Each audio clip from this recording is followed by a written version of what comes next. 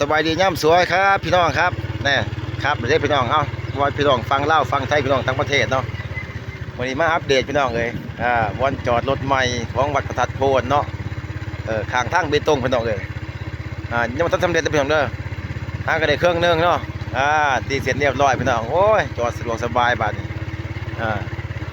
แล้วก็ย่างข้างพี่น้องยังอีกได้ไหนท่านแล้วเนาะว่าชนกับย่ำฝนแน่เนาะมันก็เห็นยังบ่ทั่วถึงบ่ได้วันนี้มันสิ้นใจพี่น้องเนาะเดือน7เพ่ง15ค่ำเนาะเดือน7ออกใหม่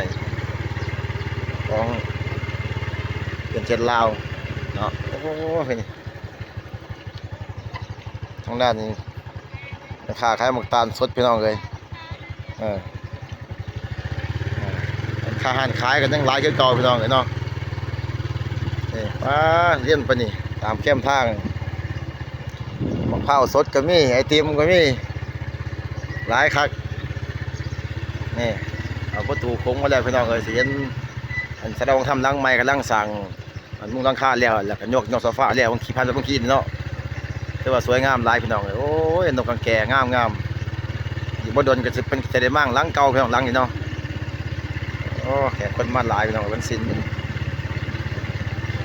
15ค่ำเนาะ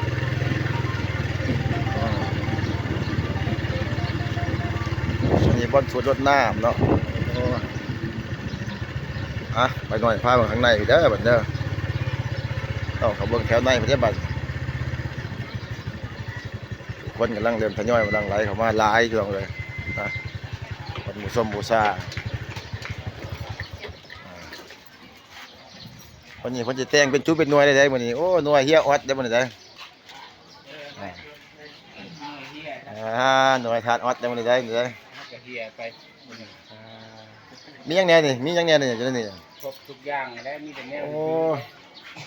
อันนี้เป็นเหรียญบ่เหรียญน้อยเนาะหรือพิเศษเนาะ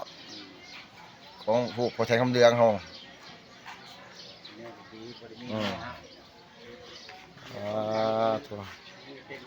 ครบทุกอย่างเลยพี่น้องเด้อว่าสิเป็นตะกุดเป็นซอยประทัดโพนเหรียญประทัดโพนเนาะกระทะ108โอ้มีครบป้ายเสียหายเสียเฮือน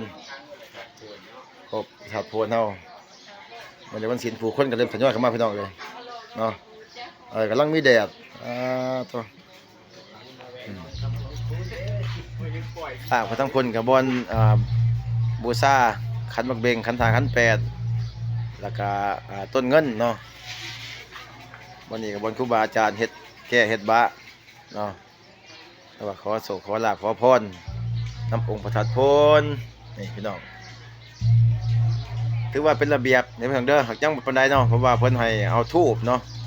ประเภทธูปกับดอกไม้ต้องมาปาอยู่รูมเนาะต้องปักอยู่รูมเนาะ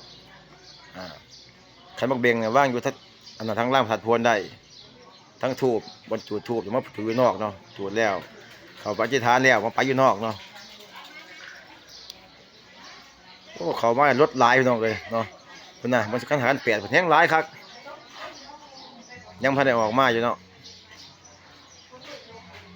มันนี่วันศิลป์ใหญ่วันเดียวเป็นยังไงแล้วให้แล้วหน้าแต่บ่งามอยู่บ่เขาน่ะ